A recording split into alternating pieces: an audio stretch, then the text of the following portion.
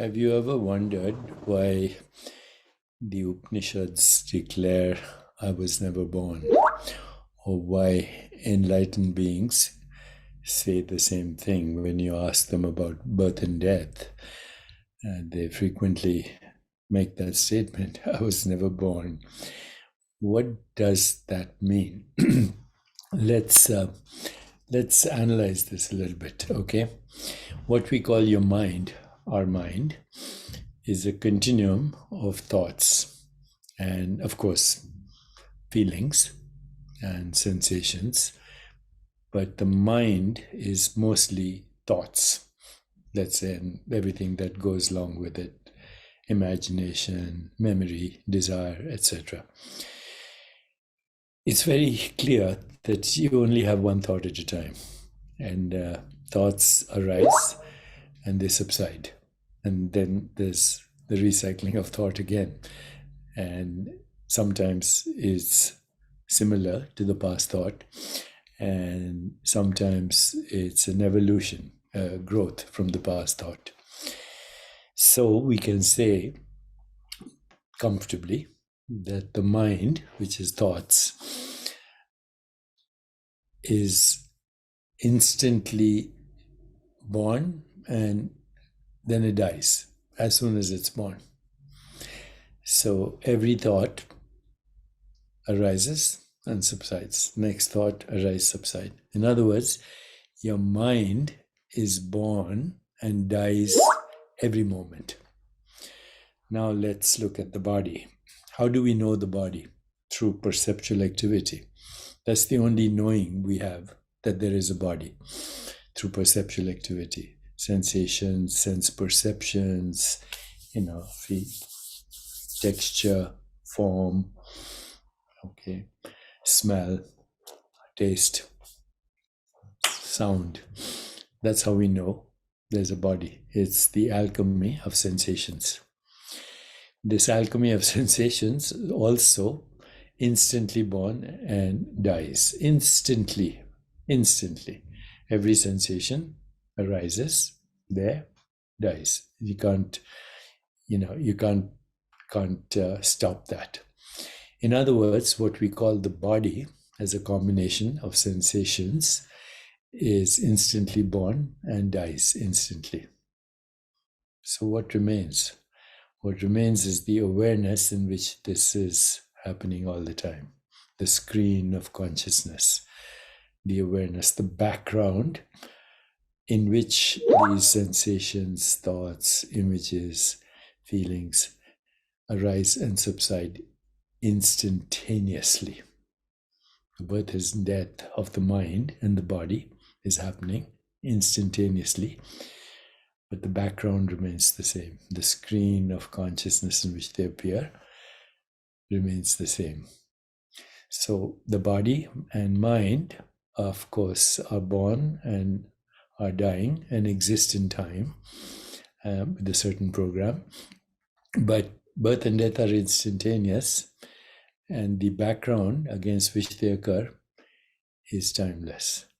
So that timeless background, which is our true self, is timeless, eternal, and not subject to birth and death. It's never born and it never dies.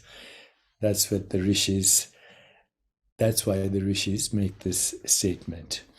So let's actually elaborate a little bit more on it. Obviously, this whole argument that I'm presenting to you is about impermanence. Thoughts and sensations arise and cease constantly. In that sense, they are a continuous cycle. They are a continuous cycle of birth and death within the individual experience. But the substratum, the background, the witness to these changes remains constant, and that is the true self. This unchanging awareness is often identified as the true self, at least in the Upanishads. And this true self transcends the temporary play of thoughts and sensations. This idea or this philosophy or this understanding is also the basis of non-duality. The Upanishads emphasize the non dual nature of reality. They point out that the distinction between subject and object, between self and the world, is ultimately an illusion. And from this perspective, there's no separate self that is born or dies. Everything is an interconnected dance of consciousness, and the individual self is a temporary manifestation of that witness. And of course, then this is how timelessness uh, plays into this whole understanding. Birth and death are concepts rooted in the framework of time. But the true self, Atman, Brahman, is not in time. It exists outside the linear flow of past, present, and future. Therefore, from the perspective of the eternal self, there is no birth or death. So now, having said this, because people then worry about their individuality, having said this, it is also important to remember that the assertion "I was never born" doesn't negate the reality of individual experience. We do have memory, we do have imagination, we do have joys and sorrows, but understanding the impermanence of thoughts and sensations can help us cultivate detachment. Since the thought and the sensation is ungraspable, there's no choice. Detachment occurs just with this insight. And exploring the concept of the unchanging awareness can lead to a deeper sense of inner peace and self knowledge. So, what about reincarnation? Well, you can see that the mind reincarnates every moment it dies, and every moment it appears again. It reincarnates and it evolves. So does the body. It dies and reincarnates.